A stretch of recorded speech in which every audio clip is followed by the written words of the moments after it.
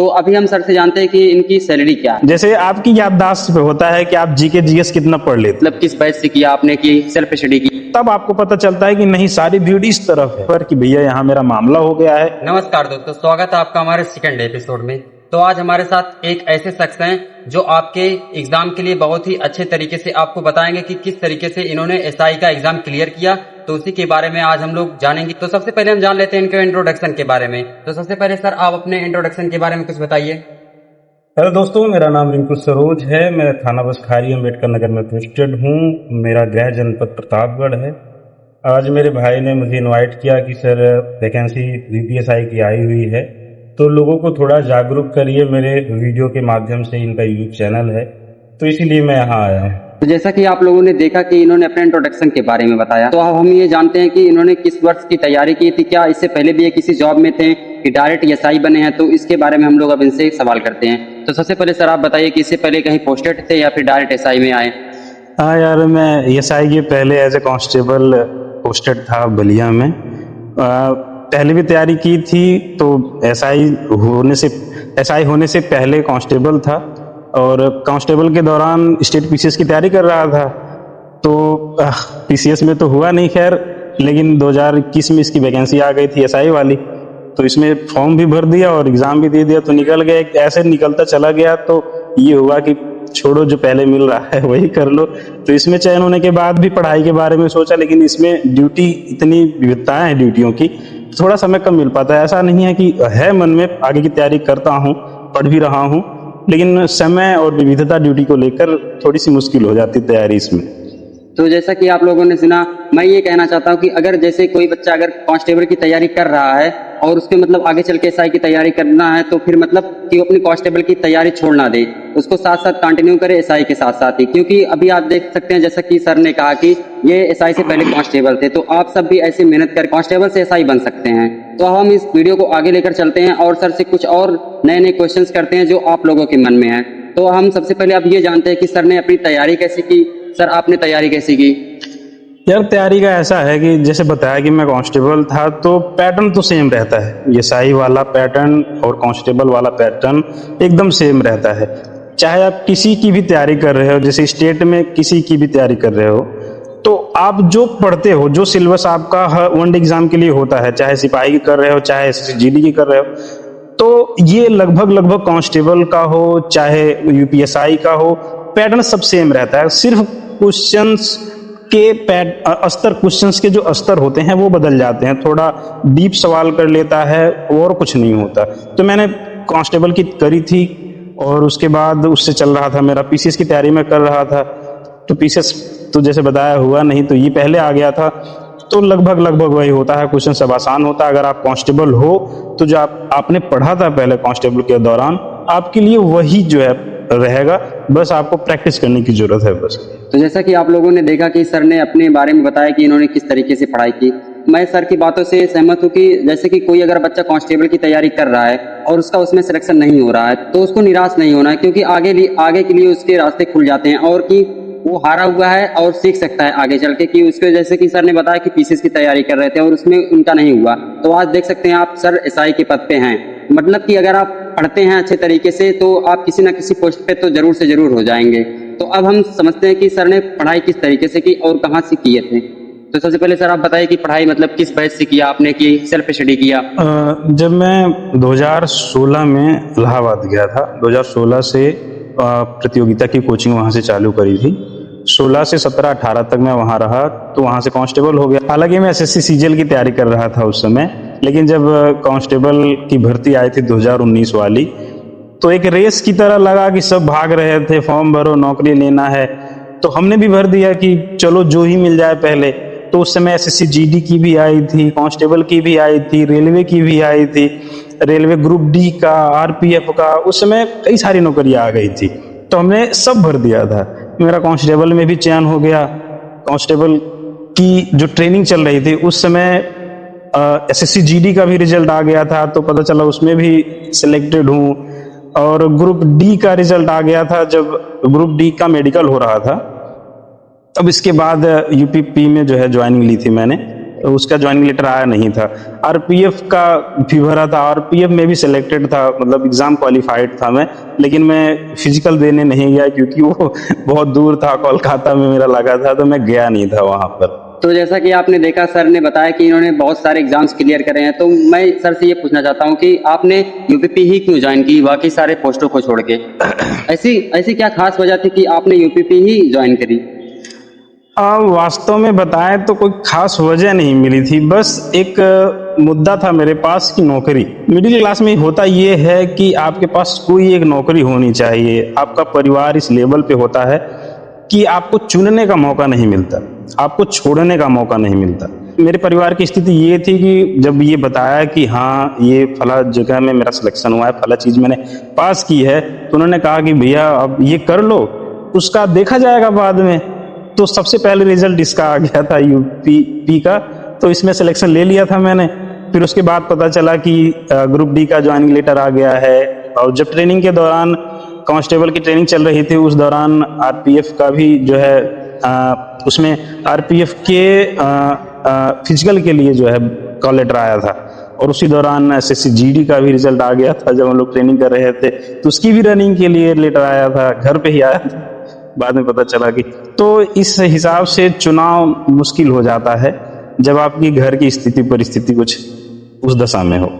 इसीलिए वो बस पारिस्थितिक जन्य था कि हमने चूज कर लिया कि जो पहले मिल गया बस वही सही है। तो जैसा कि आप लोगों ने सुना कि सर ने बताया कि एक मिडिल क्लास बच्चे के लिए सबसे पहले जरूरत होती है कि वो किसी ना किसी तरीके से किसी पोस्ट पे लग जाए ताकि वे अपने घर की जिम्मेदारियों को संभाल सके। तो अब हम आगे बढ़ते हैं इस वीडियो को लेके और सर से पूछते हैं कि इन्होंने किस तरीके से पढ़ाई की और किस सब्जेक्ट को कितना टाइम दिया, और इन्होंने किसी टीचर से पढ़ा या फिर सेल्फ स्टडी की। तो आपने मतलब किस टीचर से पढ़ा था या फिर सेल्फ स्टडी हुई थी? जब हम इलाहाबाद गए थे शुरू में, तो सबसे पहली चीज होती है कोई ना कोई कोचिंग पकड़ना। तो हमने एक संगम एकेडमी चलती है वहाँ, संगम एकेडमी ज्वाइन करी थी शुरू में। तो फाउंडेशन बैच था, सबको एक तरह से पढ़ाया जाता था, वहाँ ज़्यादा आप पे ध्यान नहीं दिया जाता था। तो लगभग वैसा ही होता था, भेड़ चाल की तरह लग गए और एक तरफ से चल रहे हैं दूसरी तरफ से निकल गए। लगभग 1 साल ये समझने में लग गया कि पढ़ना क्या है और तैयारी किस चीज़ की करनी है। वहाँ पर इतने कंपटीशन थी, इतनी चीज़ें थी वहाँ पर कि क्या तैयारी करनी है। पढ़ के यहाँ से इलाहाबाद तो चले गए, लेकिन इलाहाबाद जाने के बाद पता चला कि क्या पढ़ना है और किस चीज़ की तैयारी करनी है। और सबसे ब्रॉड चीज़ ये होती है कि एसएससी, वहाँ पहुँचते ही पता चलता है कि एसएससी एक ऐसी चीज़ है जिसमें कई सारी नौकरियाँ हैं, तो इसी की तैयारी चालू कर दी थी वहाँ पर।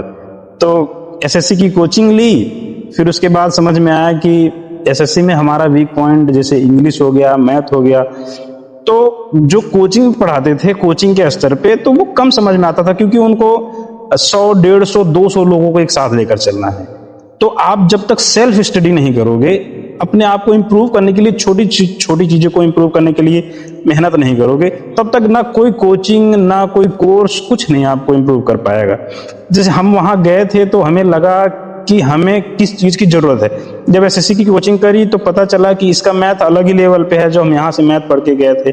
जो साइंस या जीके जीएस हमको जो जानकारी थी वो वहाँ कुछ और ही पढ़ाते हैं या फिर कुछ और ही उसका सिलेबस है। तो जैसा कि आपने सुना कि सर ने अपने वीकनेस पॉइंट के बारे में बताया, तो अभी मैं सर से ये पूछता हूँ कि सर आपको सबसे ज्यादा हार्ड सब्जेक्ट कौन सा लगा, कि मतलब इस सब्जेक्ट में मुझे प्रॉब्लम हो रही है ज्यादातर?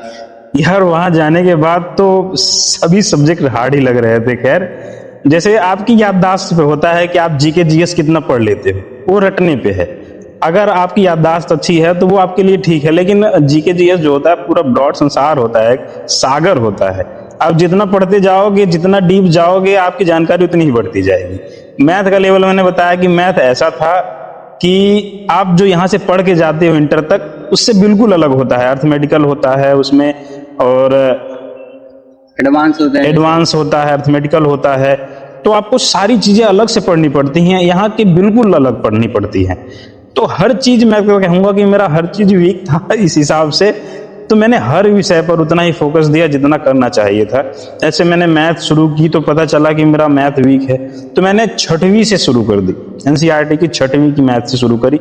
6वीं, 7वीं, 8वीं, 9वीं, 10वीं, 11वीं तक, 12वीं तक मैंने एनसीईआरटी कवर कर ली पहले। उसके बाद मैंने जीके जीएस की बात करूं तो कहीं मैंने किसी ने बताया मुझे कि आप एनसीईआरटी एक बार देख लो, तो एनसीईआरटी ओल्ड वाली, न्यू वाली नहीं, 1990 या 95 के एडिशन की मिल जाएगी आपको।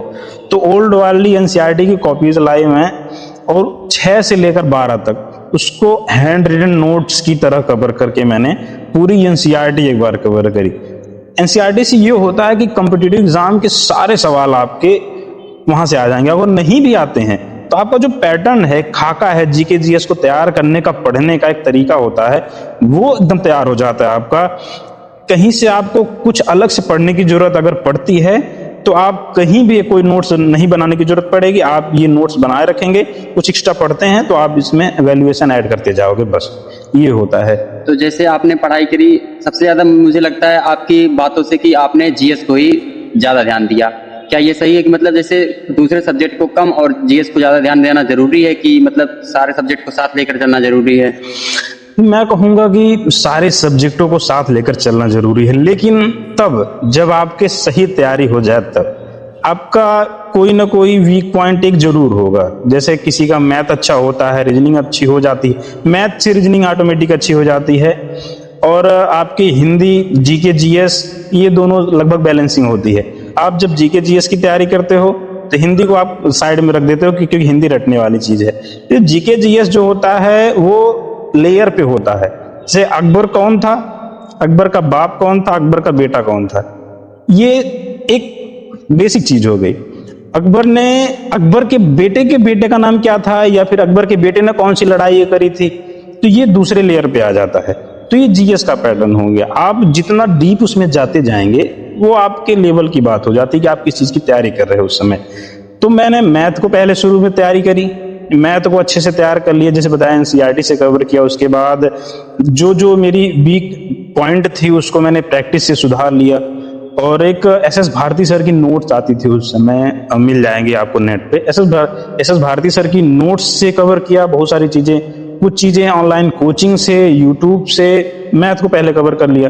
फिर उसके बाद मेन चीज था जीके जीएस, जो मैं एनसीईआरटी से कवर करने के बाद, जैसे कि मैंने बताया कि पीसीएस की तैयारी के दौरान मैंने लगभग जीके जीएस पे ही फोकस किया था, जो मुझे बाद में चल के यूपीएसआई में काम आया वो। तो मुझे लगता है कि जैसे कोई बच्चा मतलब नया घुसा है अभी एग्जाम के, कॉम्पिटिटिव एग्जाम की तैयारी करने के लिए, तो स्टार्टिंग में तो उसे सब कुछ ही हार्ड लगता होगा, बट धीरे धीरे करके सब चीजें समझ में आने लगती होंगी। तो ऐसा सबके साथ होता है, मतलब आपके साथ भी हुआ है ऐसा कि आपको शुरू से ही सब कुछ समझ में आने लगा? कंपटीशन में घुसने का, कि पहुंचने के बाद आप देखते हो कि लोग किस दिशा में दौड़ रहे हैं, आपको पता ही नहीं चलेगा कि कौन क्या किस चीज की तैयारी कर रहा है। एक भीड़ जाती है कोचिंग में, फिर निकल आती है, लाइब्रेरी में बढ़ती है भीड़, निकल आती है। लेकिन जब वैकेंसी आती है तब आपको पता चलता है कि नहीं, सारी भीड़ इस तरफ है। आपको कंप्यूटर सेंटर पे, या फिर आप तो ऑनलाइन कर लेते हैं खुद ही लोग मोबाइलों से, तो जो फॉर्म भरने की दिशा होती है तब आपको पता चलता है कि सारी भीड़ इस तरफ है। और वहीं से आकलन लगता है कि लोग किस चीज की तैयारी कर रहे हैं और क्या कर रहे हैं। जब आप किसी चीज की तैयारी करोगे, शुरू में जब जाओगे आप उस चीज के लिए, तो जाहिर सी बात है नया रहेगा तो आपको एक बार awkward सा लगेगा कि मैं किस चीज की तैयारी कर रहा हूँ। तो जैसा कि आपने सुना कि सर ने अपने बारे में बताया कि इन्होंने किस तरीके से तैयारी की, तो अगर आप, मुझे लगता है कि अगर जैसे कोई बच्चा तैयारी कर रहा है, अगर पूरी तरीके से मतलब अपना पूरा ध्यान लगा रहा है उस पर, अपनी पढ़ाई पे, और मतलब अगर उसको क्लियर करना है तो कितना टाइम उसको लग सकता है कम से कम एक नॉर्मल बच्चे को? यार मेरे ख्याल से कंपटीशन की तैयारी को टाइम से नहीं आंकना चाहिए। आप तैयारी करो, आपके पास कितना टाइम है इससे जरूर आकलन करो बस। जैसे 1 महीने बाद, 1 साल बाद, 2 साल बाद ये हमारा एग्जाम होगा और उसके बीच में हमें कवर करना है। लेकिन ये मत करो कि 6 घंटे 7 घंटे, कभी नहीं। आप बस पढ़ो, आप टारगेट बनाओ रोज कि मुझे 1 चैप्टर खत्म करना है, या ये टॉपिक खत्म करना है, रोज का बनाओ। 2 टॉपिक 3 टॉपिक रोज का बनाओ, चाहे उसके लिए 10 घंटे भी लग जाए, चाहे वो 4 घंटे में कंप्लीट हो जाए। लोग अलग अलग तरीके के जो है पढ़ाई करते हैं। कोई टाइम बाउंड करता है कि मुझे 8 घंटे पढ़ना ही पढ़ना है, तो मैंने टाइम बाउंड कभी नहीं किया। मैंने बस ये टॉपिक रखा कि मैं आज मैथ के 2 चैप्टर कंप्लीट करूंगा, और चाहे जीके जीएस के होंगे कि ये टॉपिक आज खत्म कर लूंगा, चाहे 2 बज जाए रात, चाहे 3 बज जाए रात, कोई फर्क नहीं पड़ता, लेकिन तैयारी करनी है, उतना कवर ही करना है मुझे। मतलब कि घंटों के हिसाब से नहीं पढ़ना चाहिए, ये टारगेट बना के पढ़ना चाहिए कि मतलब मुझे आज इतना कंप्लीट करना है। टारगेट बनाकर पढ़ना चाहिए, घंटों के हिसाब से कैलकुलेट नहीं करना तो चाहिए। मतलब जैसा कि आप देख सकते हैं कि सर ने कहा कि मतलब टाइम से कभी नहीं पढ़ना चाहिए, कि अपना एक टारगेट बना लीजिए आप डे का, 1 वीक का, उस तरीके से आप पढ़ सकते हैं। जैसे कि सर ने बताया कि टाइम से कभी ना पढ़ें कि मतलब मैं इतने देर इस सब्जेक्ट को दे रहा हूँ, मतलब कि आप ऐसा टारगेट रखें कि आज मुझे इस चैप्टर को पढ़ना है बस। अगर कंसिस्टेंसी आप रखते हैं तो फिर शायद से आपका भी सिलेक्शन हो सकता है। अभी सर से मैं पूछता हूँ कि मतलब जैसे आपने सुना कि सर ने अपनी पढ़ाई की स्ट्रेटेजी के बारे में तो आपको बता ही दिया, मैं पूछता हूँ कि आगे चल के मतलब एग्जाम क्लियर होने के बाद इन्होंने अपनी ट्रेनिंग की तैयारी कैसी की? तो सर आप ट्रेनिंग की क्लियर कैसे? एग्ज़ाम क्लियर होने के बाद तो सब आसान हो जाता है। दौड़ है यूपीएसआई में 28 मिनट में 48 मीटर की दौड़ है, तो बहुत आसान है। आदमी दौड़ता है, फिर पैदल चल लेता है, फिर दौड़ता है, तो बहुत बहुत नॉर्मल सी चीज़ है। बस ये दौड़ है, उसके बाद मेडिकल थोड़ा कहीं कहीं रेंजों पे मैंने देखा कि टफ हो रहा था, जैसे इलाहाबाद में, बनारस में थोड़ा टफ मेडिकल हुआ तो मेडिकल में थोड़ा टफ होता है, बाकी तो और फिजिकल में कुछ होता नहीं इसके। जैसे आपका फिजिकल हो गया, मेडिकल हो गया, वेरिफिकेशन आएगा। वेरिफिकेशन में एक चीज़ विशेष तौर पे मैं बता दूं आपको कि किसी भी तरह के क्राइम में आप संलिप्त हैं, कोई भी मुकदमा आपका न्यायालय में विचाराधीन है, तो आप इसमें फंस जाएंगे। इसलिए कभी अपने दोस्त के कहने पर, किसी भाई के कहने पर कि भैया यहाँ मेरा मामला हो गया है, थोड़ा सा आ जाओ, और फला जगह पे लड़ाई हो गई है, आ जाओ मेरी मदद कर दो, या फिर घर परिवार में खेती बाड़ी को लेकर लोग जो है छोटी मोटी लड़ाइयाँ कर लेते हैं, जिससे उनके खिलाफ मुकदमे दर्ज हो जाते हैं। तो अगर आप सीरियसली पढ़ना है, कुछ आगे करना है, तो ऐसे मामलों से दूर ही रहना। दोस्त बुलाया कि भैया फला जगह मार हो गई है, थोड़ा आ जाओ यार, तो नहीं भैया तुम अपना देख लो, मैं बाद में देख लूँगा। तो इससे आपको बचना है। घर के छोटे मोटे मामले, छोटे जमीन के मामले, उनसे बचना है आपको। कहीं कोई मुकदमा दर्ज हो गया तो वेरिफिकेशन आपको रुक जाएगा, तो फिर आपको बड़ी झंझट से निकलना होगा। तो जैसा कि आपने देखा, सर ने बताया कि इन्होंने किस तरीके से पढ़ाई की और किस तरीके से ट्रेनिंग की। तो मुझे लगता है कि हर बच्चा ट्रेनिंग और पढ़ाई किस लिए करता है? सैलरी के लिए। हर एक बच्चा जो गवर्नमेंट एग्जाम में आता है, उसकी घर की स्थिति बहुत ही खराब होती है, तभी वह गवर्नमेंट एग्जाम में आता है। तो अभी हम सर से जानते हैं कि इनकी सैलरी क्या है। तो सर आपकी सैलरी क्या है? यार एक बात मैं काटूंगा कि लगभग मैं ये कहूँगा कि सभी पैसे के लिए नहीं आते। कुछ लोग पद प्रतिष्ठा और सम्मान के लिए भी नौकरी करते हैं। हालांकि जो आपने बात कही कि मिडिल क्लास वालों के लिए, तो हाँ ये है भाई, कमाई के लिए तो हर कोई आता है, लेकिन उसके साथ जुड़ा होता है पद प्रतिष्ठा और सम्मान। यूपीएसआई में मैं बता दूं आपको, इसका बेसिक पे 35,400 है, पे ग्रेड है 4200। तो आप उसी हिसाब से आंकड़ा लगा लीजिए कि इसकी सैलरी कितनी होगी। तो आप कैलकुलेट कर सकते हैं, गूगल पे जाके चेक कर लीजिए, आपको सब कुछ दिख जाएगा वहाँ पे। तो जैसा कि आपने देखा, सर ने बताया अपनी सैलरी के बारे में। तो अभी हम एंड पे पहुँच चुके हैं, तो अभी सर से हम कुछ मोटिवेशन लेते हैं। तो सर आप कुछ कहना चाहेंगे? यार मोटिवेशन के लिए तो मैं सोचता हूँ कि मोटिवेशन सबसे बड़ी आपका मोटिवेशन परिवार ही है। आप अपने परिवार का मुंह देख लो, अपने लोगों को देखते रहो, उससे ज़्यादा मोटिवेशन आपको कुछ नहीं है। तो फिर भी यही कहूँगा कि अगर आप चुपचाप मेहनत कर रहे हो, लगे हो, तो देखना ये बहुत खूबसूरत मुलाकात करवाएगी उस ज़िंदगी से जो आपने कभी सोची भी नहीं होगी। तो अभी जैसा कि आपने देखा, सर ने कुछ बताया, आपको सबसे पहले सबसे बड़ी मोटिवेशन तो वही होती है कि आपके घर वाले किस स्थिति में जी रहे हैं, उसको देखकर अगर आपको मोटिवेशन ना आए तो कोई भी ऐसा चीज़ नहीं है जो आपकी मोटिवेशन दे सके। तो इसी के साथ हम लोग इस वीडियो को एंड करते हैं यहीं पे। मैं उम्मीद करता हूँ कि इस वीडियो से आप लोगों को बहुत कुछ सीखने को मिला होगा। आप अगर एसआई की तैयारी कर रहे हैं तो आप स्ट्रेटेजी को फॉलो कर सकते हैं, सर ने जो बताया है। तो इसी के साथ हम लोग इस वीडियो को यहीं पर एंड करते हैं। तो सर ने अपना कीमती समय निकाल के हमारे साथ मीटिंग किया, तो इसके लिए सर का दिल से धन्यवाद मैं करता हूँ। और आप लोगों को वीडियो कैसा लगा आप लोग कमेंट में करके ज़रूर बताएं, और आप नेक्स्ट टाइम किस व्यक्ति को मेरे सामने बैठ के बातचीत करते हुए देखना चाहते हैं उसको भी कमेंट में करके ज़रूर बताएं। तो सबसे पहले मैं सर का धन्यवाद करता हूँ। सर धन्यवाद। तो अगर आपको कोई क्वेरीज है, डाउट है, अगर कोई ऐसा जो आपसे सर से पूछना चाहते हैं तो आप जरूर से बताएं। मैं नेक्स्ट टाइम भी सर को बुलाऊंगा और आपके डाउट क्लियर करूंगा। कमेंट में आप अपने डाउट को जरूर से बताएं।